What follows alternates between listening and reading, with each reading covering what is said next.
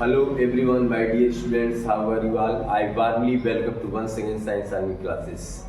आज मैं क्लास 12 का मानव में निषेचन एवं भ्रूणीय परिवर्धन क्लास 12 का टॉपिक है। इसको मैं बता दे रहा हूँ। ये यूपी बोर्ड और सीबीएसई बोर्ड दोनों बोर्ड में पूछा जाता है और इसमें से जो है आपके बहुत सारे क्वेश्चन आते हैं जो बहुत ज़्यादा इम्पोर्टेंट है। तो आप इसको बढ़िया तरीके से पढ़ेंगे, ये आपका बीएससी में भी काम आएगा। ये लेसन काफ़ी हेल्पफुल रहेगा आगे भी आपका। तो लेसन का नाम है आपका मानव में निषेचन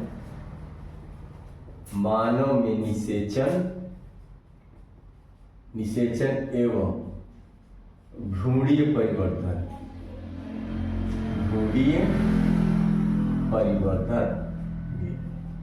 मानव में निषेचन एवं भ्रूणीय परिवर्तन। मानव में निषेचन आप देखेंगे तो देख लेंगे। तो मानव में आप जानते हैं मानव ये इसे मेल और फीमेल दो बातें सीखने को मिलेंगी आपको, मेल और फीमेल। मेल में क्या होगा? युग्मक होगा, स्पर्म। लेडी में क्या होगा? ओवम हो जाएगा आपका, ओवम। तो ये युग्मक है, इसका युग्मक स्पर्म है, इसका युग्मक ओवम है। अब ये दोनों मिल गए, स्पर्म और ओवम, स्पर्म और ओवम मिल गए आपके। तो ये क्या बना देंगे? जाइगोट बना देंगे, जाइगोट बन जाएगा।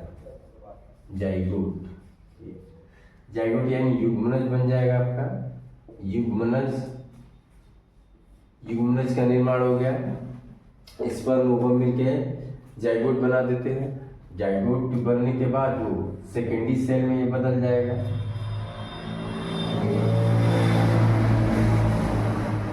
जाइगोट बन जाएगा और ये आपका इसमें जाइगोट बनने के बाद इसमें दो केंद्रक आ जाएंगे, न्यूक्लियस, और ये अलग अलग पोल्स पे हो जाएंगे, फिर आगे प्रोसेस परिवर्धन होता रहेगा, यानी एम्ब्रियोनिक चेंजिंग होंगी सब, और जाके जो है इसका इम्प्लीमेंटेशन हो जाएगा। निषेचन समझ लेंगे। दूसरी बात, ये पूछा गया है बोर्ड में क्वेश्चन कि किस प्रकार का निषेचन है? इंटरनल निषेचन होता है। इंटरनल फर्टिलाइजेशन होता है। याद रखेंगे, मानव में कैसा फर्टिलाइजेशन है? आंतरिक निषेचन पाया जाता है, ये बात होगी। बाह्य निषेचन किसमें पाया जाता है? ये भी याद रखेंगे एग्जाम्पल। बाह्य निषेचन तो आ जाएंगे फिश और एम्फीबियंस और फिश में बाह्य निषेचन पाया जा रहा है, और इंटरनल निषेचन आपके ह्यूमन बींग्स में इंटरनल निषेचन पाया जा रहा है। निषेचन भी दो प्रकार का आपका हो ही रहा है, एक एक्सटर्नल, एक इंटरनल। तो इंटरनल ह्यूमन बींग्स और मैमल्स में इंटरनल पाया जा रहा है, और एक्सटर्नल आपका फिशिस और एम्फीबियंस, इसमें आपका एक्सटर्नल फर्टिलाइजेशन है। तो ये देख रहे हैं आप, फर्टिलाइजेशन क्या होता है ये भी समझ लेंगे।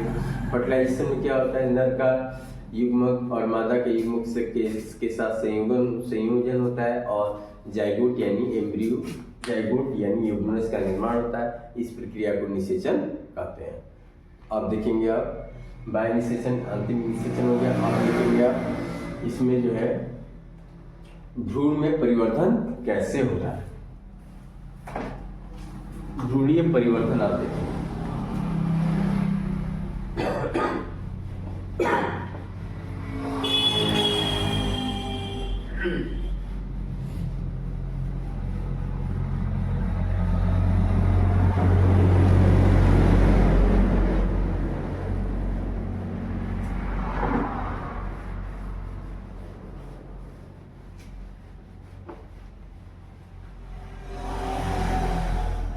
मानव में भ्रूणीय परिवर्तन तो आप देखेंगे कैसे। पहले हम दिखा दे रहे हैं आपको, ये आपका ये यूट्रस है,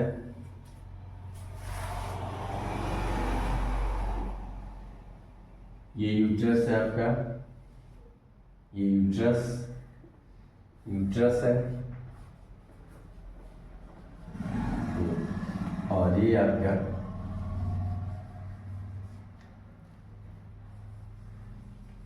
इसको आप बोलेंगे फिम्बरी, ये झालरदार की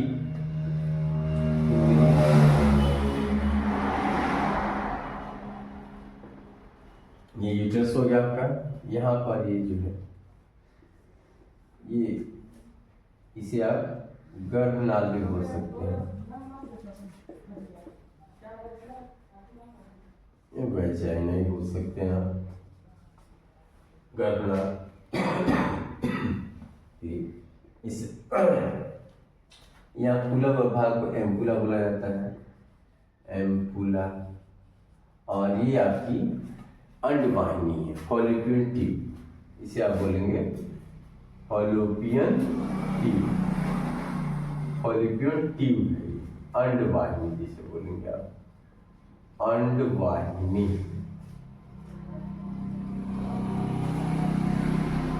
ये आपकी फॉलोपियन ट्यूब है, यहाँ से लेकर यहाँ तक। ये फूला हुआ भाग एम्पुला, ये झालरदार कीप इसे बोलेंगे आप, झालरदार कीप। गर्भनाल से वैजाइना, सेम वही यहाँ पर भी, ये भी झालरदार कीप है। कीप, एम्पुला फूला हुआ भाग एम्पुला कहलाता है। अब 1/3 भाग में आपका 1/3 भाग जो है फॉलोपियन ट्यूब का, अंडवाहिनी का, इसमें आपके प्रोसेस होगी। तो ये हो रहा है, इसे आप बोल सकते हैं फीमेल रिप्रोडक्टिव ऑर्गन है ये भी बोर्ड में आया हुआ है, ये यूपी बोर्ड और सीबीएसई बोर्ड के लिए इम्पोर्टेंट है। ये भी आया हुआ है, इसका नाम है फीमेल जननांग बोलेंगे आप, मादा जनन, मादा जनन अंग, मादा जनन इसका नाम आप रख सकते हैं। ये बोर्ड में आया हुआ है, ये फिगर बार बार पूछता है, इसको आप याद कर लेंगे, नोट कर लेंगे। ये अंडवाहिनी, फॉलिक्युलर ट्यूब, ये फिमरी, एम्पुला, ये यूट्रस हो जाएगा, ये गर्भनाल बोल सकते हैं आप, बोला जाएगा इसको जब बेबी पास होगा तो गर्भनाल बोल सकते हैं। वैजाइना है ये इसके आगे। तो अब देखिए क्या होता है इसमें, अब इसमें से जो एग आपका रिलीज हो रहा है, ओवम रिलीज हो रहा है हर मंथली, कभी इस मंथ से रिलीज होगा, कभी इस मंथ से रिलीज होगा, क्या होता है एग रिलीज हुआ, एग इसका नाम आप रखेंगे पोटॉन, रख दिया आपने, एग रिलीज हुआ। इसके बाद से इसकी लेयर है, इस पर यहाँ पर इसकी लेयर है, इस लेयर का नाम है जोना प्लेसूटा, जोना प्लेसूटा। और इसका नाम जब ये लेयर है, अभी स्पर्म आ रहा है आपका, स्पर्म आके चिपकते हैं, जोना प्लेसूटा को तोड़ते हैं, तो जोना प्लेसूटा टूट जाती है, सेकेंडरी उस साइड में द्वितीय कोशिका में, अंड कोशिका में बदल जाएगा ये द्वितीयक अंड कोशिका में ये बदल जाएगा। द्वितीयक अंड जोना प्लेसूटा और द्वितीयक अंड कोशिका, द्वितीयक अंड कोशिका यहाँ भी नाम रखेंगे, ये रिलीज हुआ, उसके बाद द्वितीयक अंड कोशिका में, द्वितीयक अंड कोशिका ये बदल जाएगा, ये अटैक करेंगे, जोना प्लेसूटा की लेयर को तोड़ देंगे, इसमें एक केंद्रक होगा, ये स्पर्म क्या करेंगे, जोना प्लेसूटा की लेयर को तोड़ दे रहे हैं। जब ये तोड़ रहा है, तोड़ने के बाद क्या कर इसके अंदर इंटर कर जा रहा है, इस पर दो केंद्रक इसके अंदर आ गए, यहाँ पर आपके दो केंद्रक आ गए, दो केंद्रक हो गए और ये लेयर टूट गई, इसके अंदर आ गए। दो केंद्रक जब आ जाते हैं तब क्या होता है, अभी अपने अपने पोल्स की तरफ चले जाएगा, ये अपने अपने पोल्स की तरफ, ये अपने पोल्स की तरफ चलेगा, ये अपने पोल्स की तरफ चलेगा, ये दोनों अपने पोल्स की तरफ चले जाते हैं। जैसे ही अपने पोल की तरफ से ये लोग चले जाते हैं तो चले गए, इसके बाद से ये दो सेल में बढ़ जाते हैं, एक सेल अलग हो गई, ये दो सेल बढ़ गए, और ये जब इसको हम बोलते हैं, ये युग्मनज का निर्माण हो गया, यहाँ पर जाइगोट बन जाता है,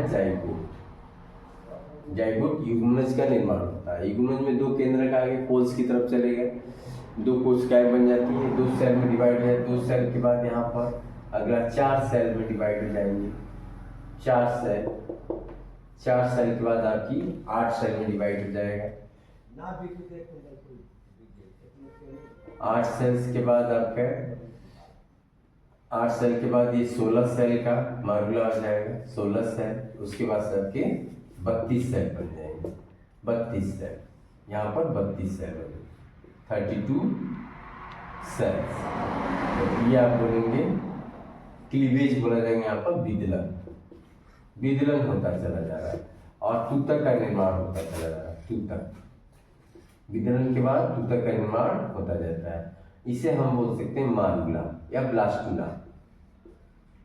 ब्लास्टुला, ब्लास्टुला बन जाएगा जो 32 सेल का एक गोलाकार ठोस मास है, ब्लास्टुला जिसे आप बोल सकते हैं। अब ये ब्लास्टुला इम्प्लांटेशन यहाँ पर यूट्रस में क्या हो जाएगा, इम्प्लीमेंटेशन हो जाएगा, धस जाएगा, इम्प्लीमेंटेशन, रोपण होगा। और जो 32 सेल का ब्लास्टुला है इसका रोपण होगा। अब यहाँ पर ये धसता चला जाएगा। ये 32 सेल बन गई आपकी।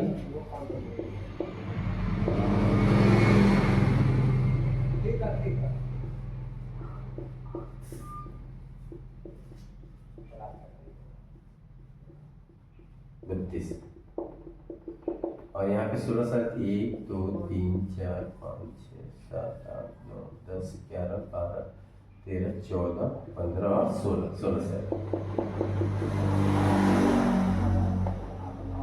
ये 16 सेल, यहाँ पे 8 सेल थी, यहाँ पे 8 सेल, यहाँ पे 4 सेल्स हो गई थी, यहाँ 2 सेल थी। तो इस तरह जो है 2 सेल्स, 2 से 8 कोशिकाओं में बढ़ जाता है, 8 से आपकी 16, 16 से 32 और यहाँ 32 सेल से ब्लास्टुला तैयार हो गया। अब ये इम्प्लीमेंटेशन इसका हो जाता है, ये ब्लास्टुला का इम्प्लीमेंटेशन हुआ। अब इसको हम, अब जब जैसे ही इम्प्लीमेंटेशन होता है तो इसको हम अब एम्ब्रियो, इसको नाम दे सकते हैं। एम्ब्रियो यानी भ्रूण का निर्माण, एम्ब्रियो, एम्ब्रियो मीन्स भ्रूण। यहाँ पर आपका भ्रूण का निर्माण हो गया। अब ये भ्रूण जैसे इम्प्लीमेंटेशन हो जाएगा, ये धस जाएगा, तो अब इसमें जो है, अब ये एक जो निकल रहा था ये निकलना आपका बंद हो जाएगा। और ये बात याद रखेंगे कि जो है ये फॉलिकुलर ट्यूब में 1/3 में ही आपका निषेचन हो जा रहा है।